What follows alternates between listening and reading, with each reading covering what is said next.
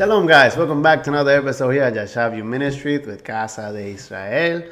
Yarah, I thank you for being here. If you like the content that we're putting up in our channel, please like, subscribe. If you have any questions, comments, concerns, put them in the comment section down below. Also, if you want to join us in our congregation, I'll be putting the address on the screen. Our services are mainly in Spanish. We have translators, and our youth classes are in English. So you're free to join us and worship Elohim and learn His Word. Also, please share this content with any youth or anybody that's willing to listen, right? The more we study, we understand that we know less and we know nothing. And with that humble heart and that approach, we're led by the Spirit of Elohim, and we get to know Him. So this week's Torah portion is VAYESHEV, right? VAYESHEV is, and he lived. And so we're going to dig into this Torah, right, reading, and we're going to read through the Torah in its simplest form, right? I didn't have time to prepare a PowerPoint, so we're just going to read to the text, read to the purest form of the Torah, and we're going to understand a moral aspect of this, right? We have understood that the Bible has cycles, right, and has cycles of life. We have understood that Abraham had a cycle of life, Isaac had a cycle of life, right? And we have seen these things. And so Abraham was the soil of our faith, right? He's understood to be the father of the faith. And so he was given the promises and the blessings, right, that we are today seeing. And so every time we study the Torah, we're seeing Elohim's promises being fulfilled.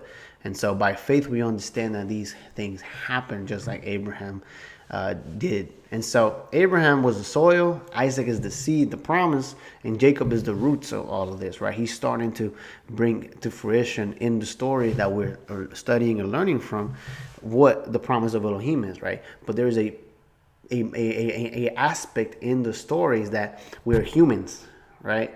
We're creation. And many people say, well, why did God let this happen? Why does this happen? Understand that God created us and He gave us an opportunity to obey Him and listen to Him. And humanity decided to create this separation in which they wanted to do whatever they want. And that is the problem, which in a sense is our blessing, right? Elohim created us and gave us free will. And so Elohim wanted us that with that free will, in the simplest form, what we did was give our obedience and give our honor and give our commitment and loyalty to Him, and He will give us that freedom to be creative and grow, right? But we choose not to do that, right? And so we learn from these intricate points in the Torah reading, and we learn what we should and should not do. Okay, so we're gonna do the blessing of the Torah, and then we're gonna jump into the reading. So it says, "Blessed are you, Adonai, our Elohim, King of the universe, who has sanctified us with its commandments and has ordered us to study the words of your Torah. Father, please, that the words of your Torah are pleasant to our mouth and to the mouth of your people, the house of Israel, to their children and the children of our children and their children, that our people of Israel know your Torah and your name and are students of it. Blessed are you, Elohim, who teaches the Torah to His people Israel. Blessed are you, Adonai, King of the universe, who has chosen us from all the people and has given us the Torah. Blessed are you, Adonai, giver of the Torah. Baruch atah Adonai Eloheinu melech haolam asher kideshanu b'mitzvotav v'tzivanu al diveri haTorah. Baruch atah Adonai Eloheinu melech haolam asher bachar banu mikol ha'amim v'natan lanu et Torato. Baruch atah Adonai noten haTorah. Amen. Thank you, Father, for your word. So let's get started with this reading. So Jacob lived in the land of his fathers and sojourned in the land of Canaan. These are the generations of Jacob. Joseph, being 17 years old, was pasturing the flock with his brothers. He was a boy with the sons of Bilhah and Silpah, his father's wives. Joseph brought a bad report to their father. Now Israel loved Joseph more than any other of his sons because he was the son of his old age. And he made him a robe of many colors. But when his brothers saw that their father loved him more than all his brothers, they hated him and could not speak peacefully to him. Joseph had a dream. When he told it to his brothers, they hated him even more. He said to them, "Hear this dream that I have dreamt. Behold, we were binding sheaves in the field, and behold, my sheep arose to step upright. And behold, your sheaves gathered around it and bowed down to my sheaves. His brothers said to him, "Are you indeed to reign over us? Are you indeed to rule over us?" So they hated him even more for his dreams and for his words.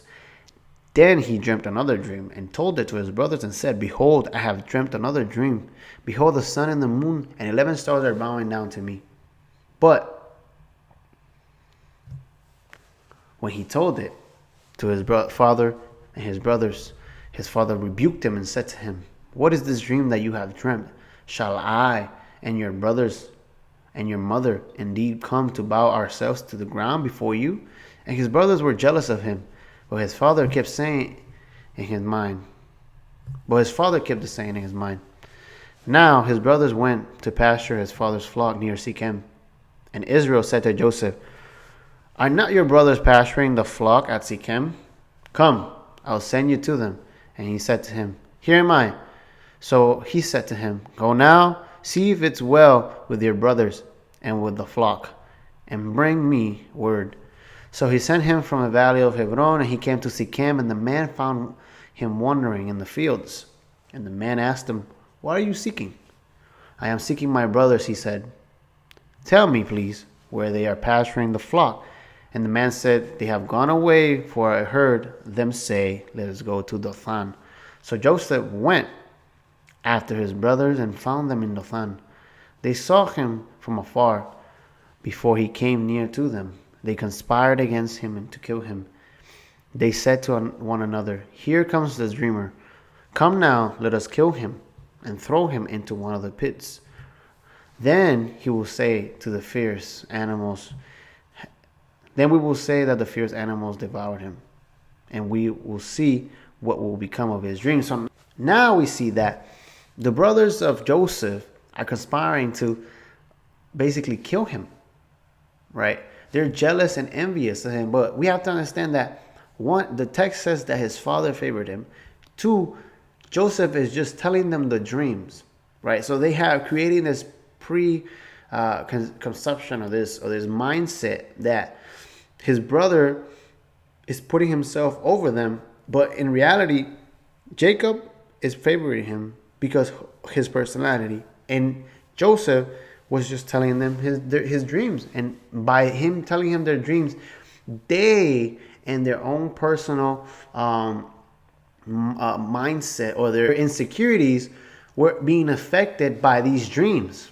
Okay, and so because we see that he's telling them the dreams, but he doesn't say anything after that. They jump into a conclusion.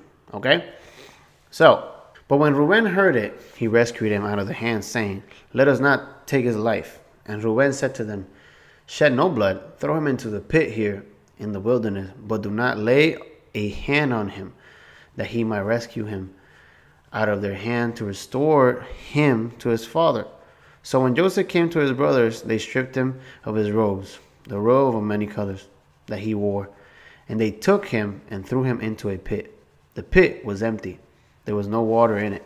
Then they sat down to eat, and looking up, they saw a caravan of Ishmaelites coming from Gilead, with their camels bearing gum, balm, and myrrh, in their way to carry it down to Egypt. Then Yehudah said to his brothers, "What profit is it if we kill our brother and conceal his blood? Come, let us sell him to the Ishmaelites. Let not our hand be upon him, for he is our brother, our own flesh." And his brothers listened to him. When the Midianite traders passed by, and they drew Joseph up and lifted him out of the pit and sold him to the Ishmaelites for 20 shekels of silver, they took Joseph to Egypt. When Reuben returned to the pit and saw Joseph was not in the pit, he tore his clothes and returned to his brothers and said, "The boy is gone, and where shall I go?" Now, so Reuben's plan was to save his brother.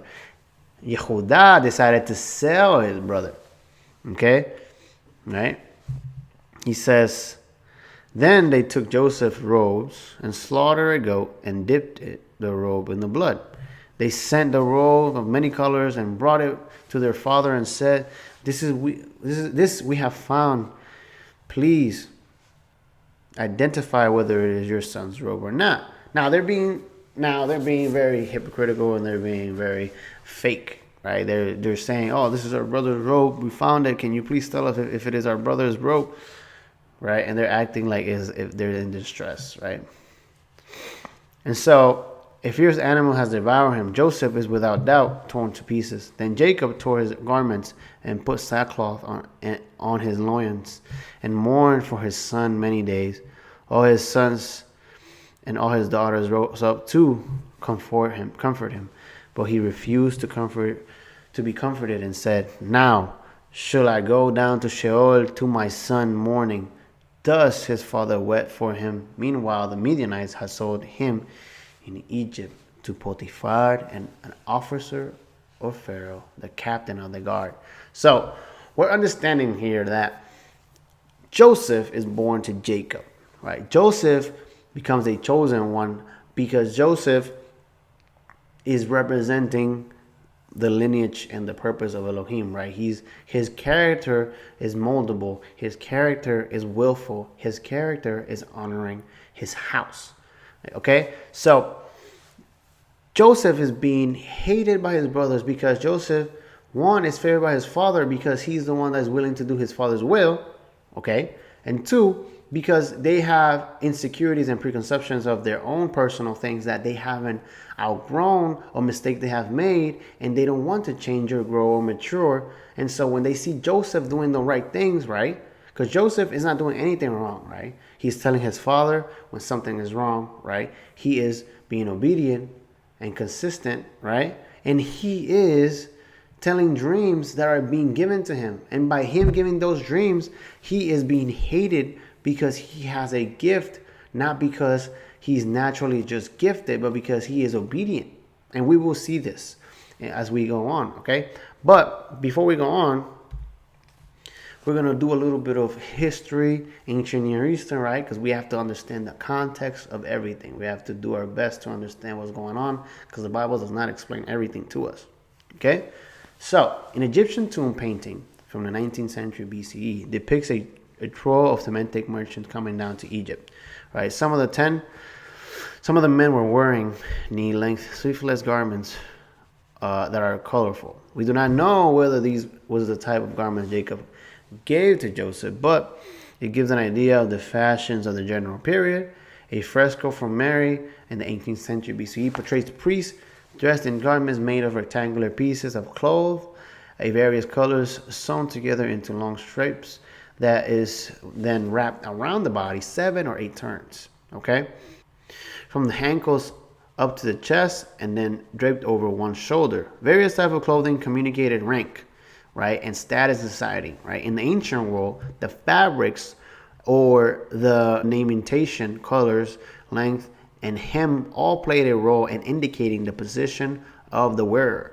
Undoubtedly, Joseph's coat designated authority as well as favor, but little more can be said because in the Hebrew word occurs only here in the passage describing Tamar's cloth, right? In 2 Samuel chapter 13, verse 19, right? No cognates from comparative semantic language offer any confident clarification, right? The traditional interpretation of a coat of many colors goes back to the Greek and Latin translation of the Old Testament, right? Through now abandoned in many scholarly circles. Most commentators favor something more along the line of full-length coat or long-sleeve coat, reflected in Aquila's Greek translation in the 2nd century AD, right? So this is the image that it was describing, right, of the Egyptians and the Semitic people wearing the robes. And so it is interesting,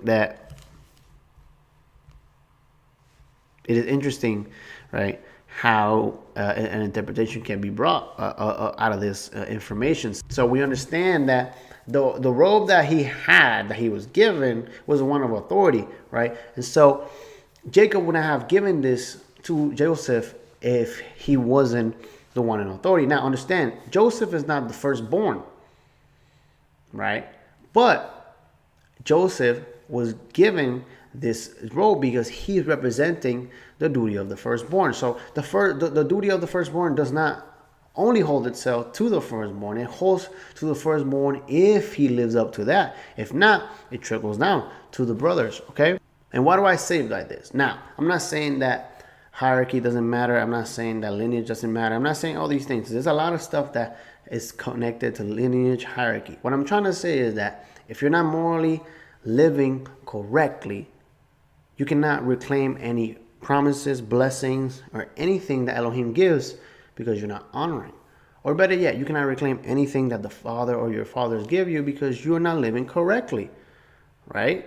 If you're doing whatever you want and you're making mistakes and not honoring your father and your mother, when you go into the world and you do whatever you want and then you make a mistake and you fall and then you come home and you cannot come home and reclaim whatever you want because you haven't been living according to that. As is maybe your brother or your sister has been doing the right thing, right? And they've been taken care of by your parents and might be help, right? You cannot just come and have jealousy over them because you have chosen your own path and you have chosen to make mistakes, right?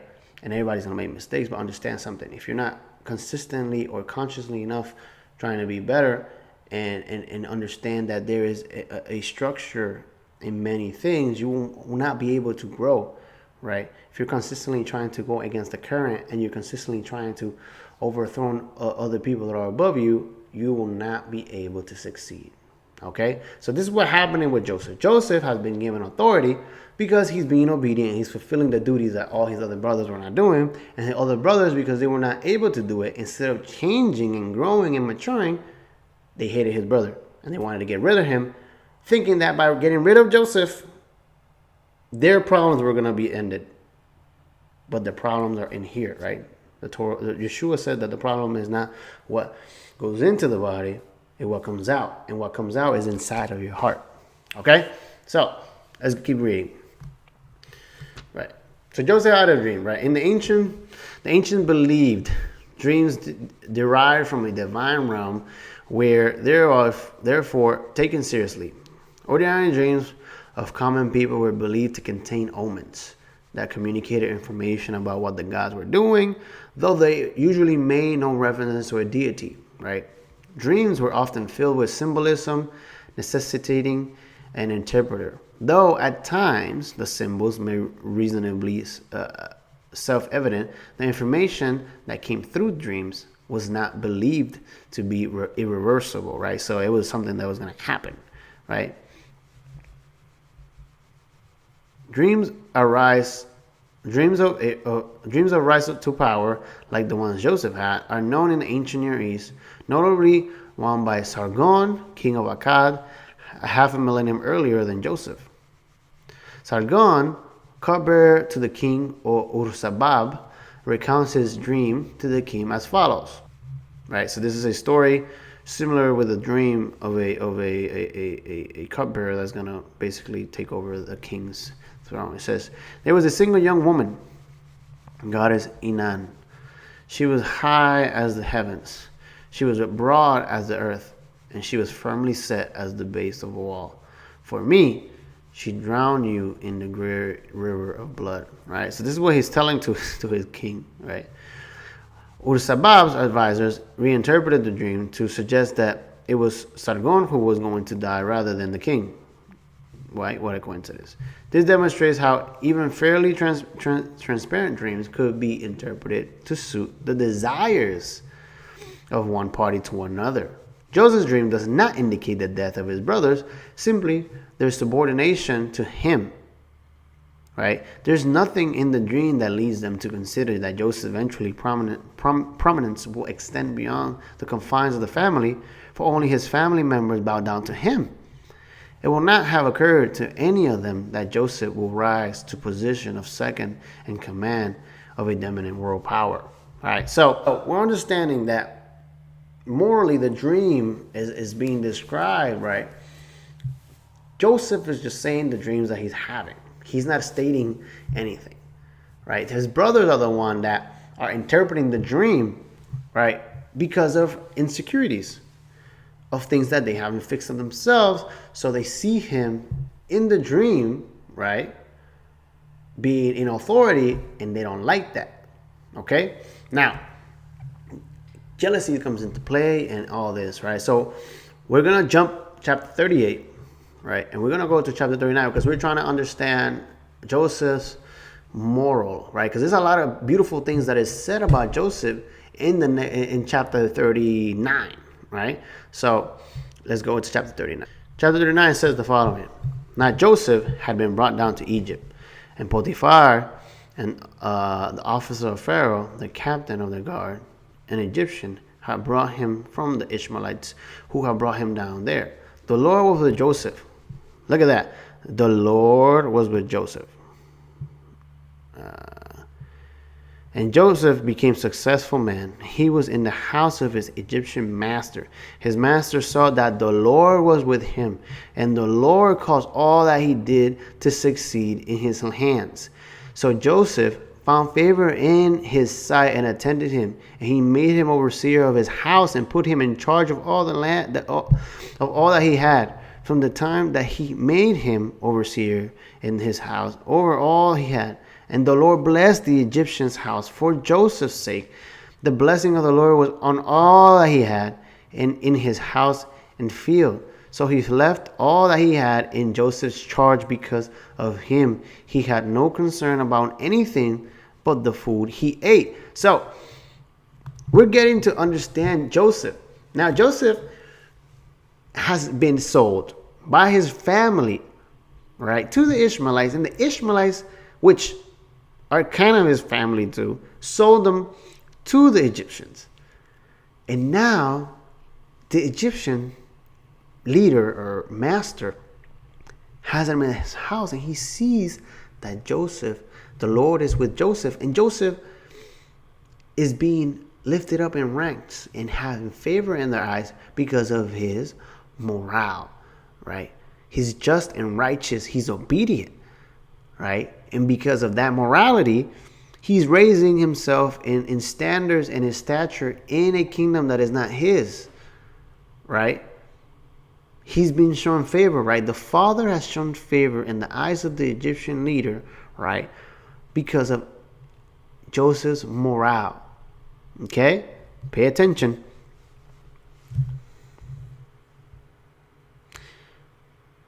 Now, Joseph was handsome in form and appearance. And after a time, his master's wife cast her eyes on Joseph and said, "Lie with me." And after a time, his master's wife cast her eyes to Joseph and said, "Lie with me." But he refused and said to his master's wife, "Behold, because of me, my master has no concern about anything in the house. And he has put everything that he has in my charge. He's not greater in his house than I am, nor has he kept back anything from me except you, because you are his wife. How can then I do this great wickedness and sin against God?" What? Excuse me? How then I do this great wickedness and sin against God? And she spoke to Joseph day after day, and he would not listen to her, to lie beside her, or to be with her. Now, Joseph, right, he's in leadership, right? He's been given control of the house. And Potiphar doesn't have any doubt on Joseph. He's not scared of Joseph. He's not envious of Joseph. He doesn't hate Joseph, right? And Potiphar's wife wants Joseph to lay with her. And he says, "Am I going to sin against God and do this wickedness after the favor and the honor that I have received from Potiphar, right? Or through Potiphar from the father, right? Because the father is the one in control. Understand this. The father is the one in control wherever you are. Just because you can't see him, and just because evil reigns on earth today, doesn't mean that evil has any power over God's or Elohim's people or things, right? Joseph is shown favor in Potiphar's eyes because the father is blessing Joseph because of his obedience and his justice and righteousness and his honor that he's carrying himself with. Even though he was sold, he was betrayed by his family. Okay? The father will show favor to those that honor him no matter where they go. Okay? Let's keep reading. But one day, when he went into the house to do his work, and none of the men of his house was there in the house, she caught him by his garments, saying, Lie with me. But he left his garments in her hand and fled and got out of the house. And as soon as she saw that he had left his garments in her hand and had fled out of the house, she called to the men of her household and said to them, See, he has brought among us a Hebrew to laugh at us. He came into me to lie with me and cried out with a loud voice. And as soon as he heard that I lifted up my voice and cried out, he left his garments beside me and fled and got out of the house. Then she laid up his garments by her until his master came home, and she told him the same story, saying, The Hebrew servant whom you have brought among us came into me to laugh at me. But as soon as I lifted up my voice and cried, he left his garment beside me and fled out of the house. As soon as his master heard the words that his wife spoke to him, This is the way your servant treated me. His anger was kindled. And Joseph's master took him and put him into the prison and the place where the king's prisoners were confined. And he was there in prison. But the Lord was with Joseph and showed him steadfast love and gave him favor in the sight of the keeper of the prison. Now, why is Elohim showing favor to Joseph? Because Joseph walked away from an evil mistake or a sin, right? Joseph, with all the power that he had, could have laid with Potiphar's wife and nobody would have known. But he said, would I sin against my Elohim? You see what? The mindset of Joseph is not Potiphar. Potiphar, yes, you understand that you work for him and you live accordingly to the rules in his vicinity, but you have to understand that you represent something above Potiphar in the world, which is Elohim. So when she wanted him to sin, he said, would I bring dishonor to my Elohim? Think about that. In the world, would you bring dishonor to Elohim? That is a question that you have to be willing to ask yourself. So, and the keeper of the prison put Joseph in charge of all the prisoners who were in the prison. Whatever was done there, he was the one who did it. The keeper of the prison paid no attention to anything that was in Joseph's charge because the Lord was with him. And whatever he did, the Lord made it succeed. Joseph was focusing on fulfilling Elohim's will, okay? In the world, right? In Egypt, in bondage. Joseph is in bondage. We are in bondage. We're in Egypt, right? I feel like my pastor. I'm like losing breath, right? He's in Egypt, okay? We have to understand this. He's in Misraim, in bondage. In bondage, he was focusing on honoring Elohim. He didn't care about everything else. He said, I'm going to honor Elohim. And by him focusing on Elohim, everything else was succeeding. Not because he did it, but because Elohim was showing favor and steadfast love to him because he was willing to obey Elohim and honor him in bondage. Sorry guys, I'm a little excited. Let's keep reading. So, chapter 40. Sometime after, this cupbearer of the king of Egypt and his baker committed an offense against their lord, the king of Egypt. And Pharaoh was angry with his two officers, the chief cupbearer and the chief baker. And he put them in custody in the house of the captain of the guard and the prison where Joseph was confined. The captain of the guard appointed Joseph to be with them, and he attended them. They continued for some time in custody. And one night they both dreamt, the cupbearer and the baker of the king of Egypt, who were confined in the prison, each of his own dream, each dream with its own interpretation. When Joseph came into them in the morning, he saw that they were troubled. So he asked the Pharaoh's officers who were with them in custody in his master's house, Why are your faces downcast today?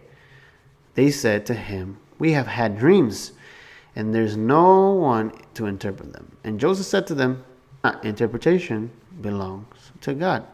Please tell them to me. So the chief cupbearer told his dream to Joseph, and he said to him, in my dream there was a vine before me, and on the vine there were 3 branches, and as soon as it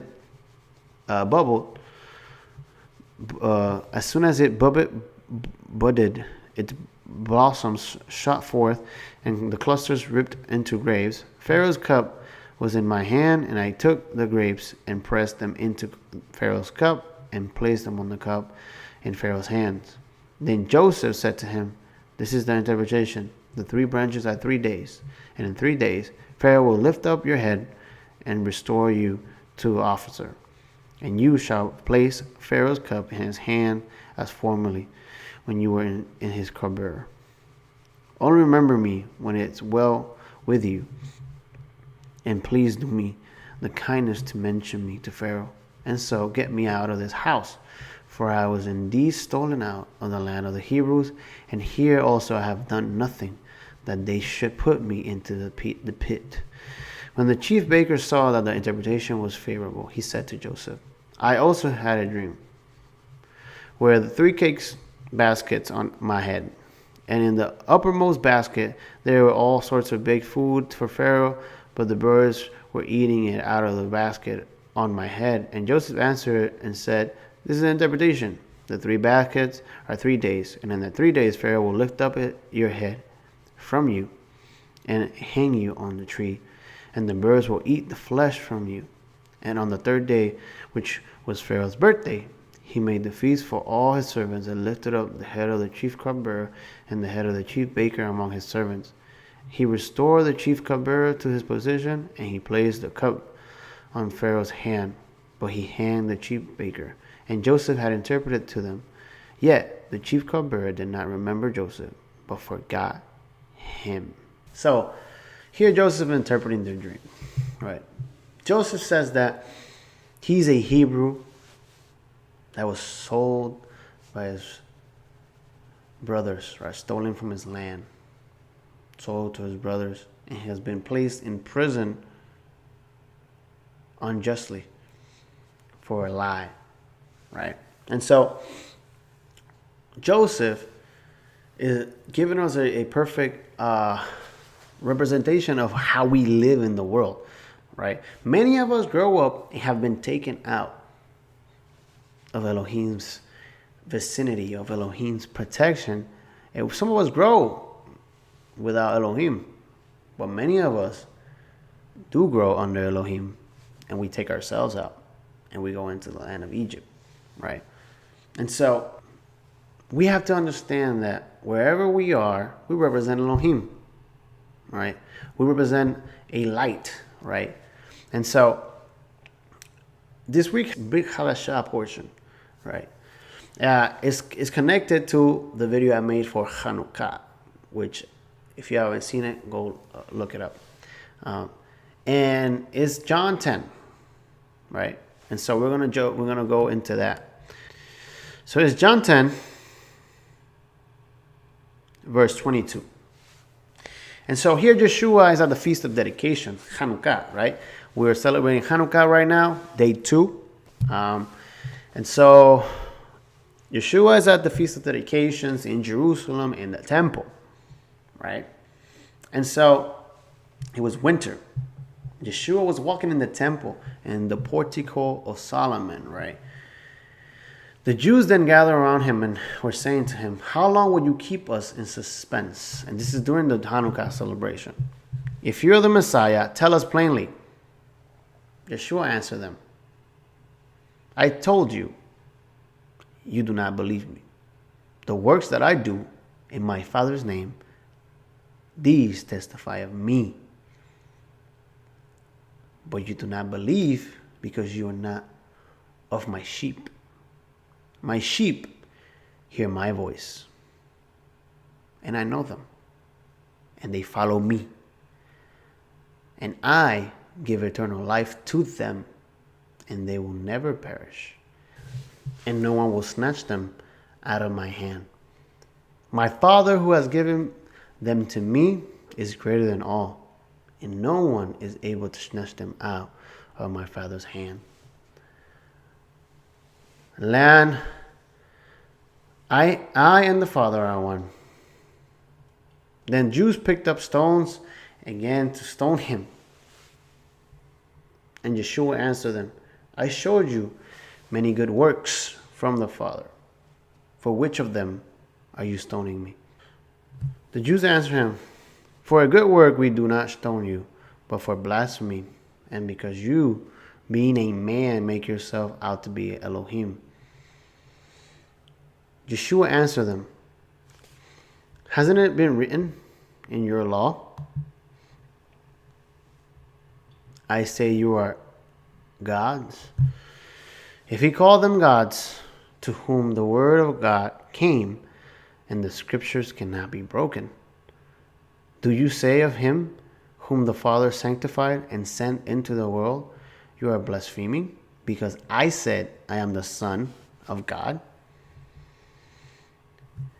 If I do not do the works of my Father, I do not believe me. If I do not do the works of my Father, do not believe me.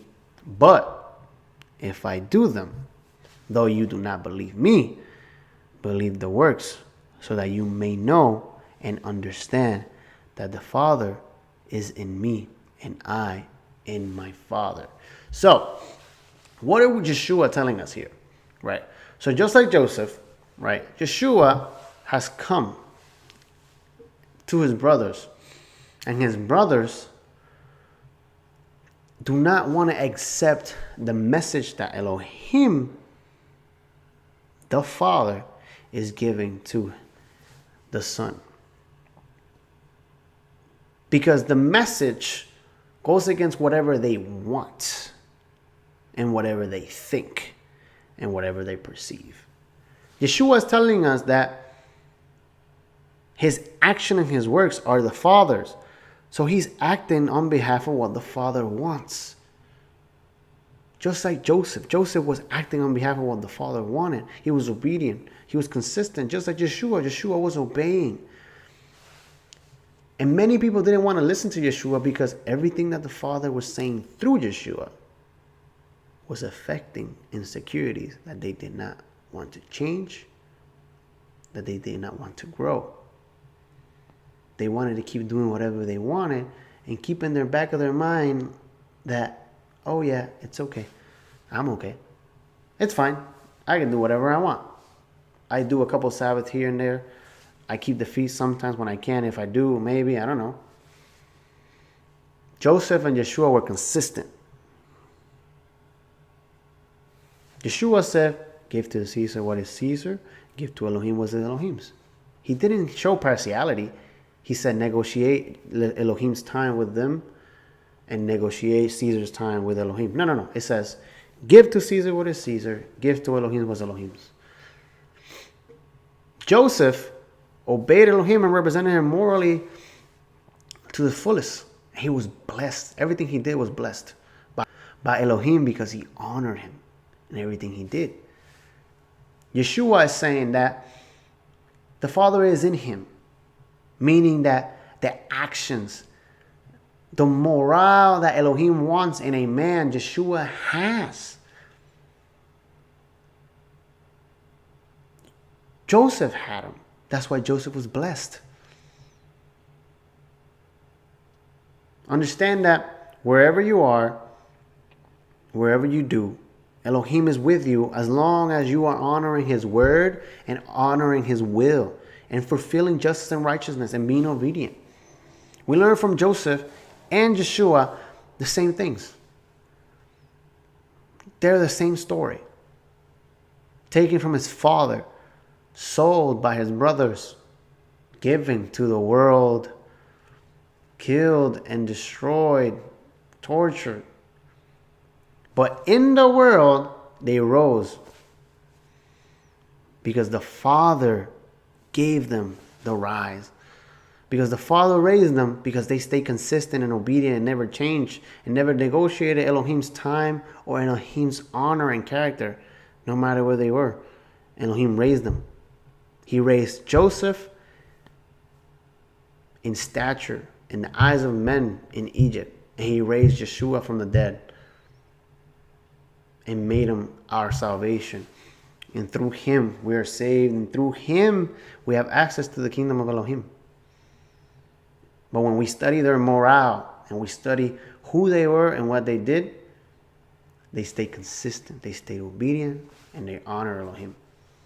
In the second day of Hanukkah, please light up your Hamash, like I said, that middle candle, the servant. Light up your 2 candles and stay lit. Like the young kids say, stay lit. Live in Torah. Live in Torah. So, this is for Elias, who wanted me to do this. My young people, stay lit, like you like to say. Live in Torah and obey Elohim. Have a great week. Shavua tov. Shabbat shalom. Thank you.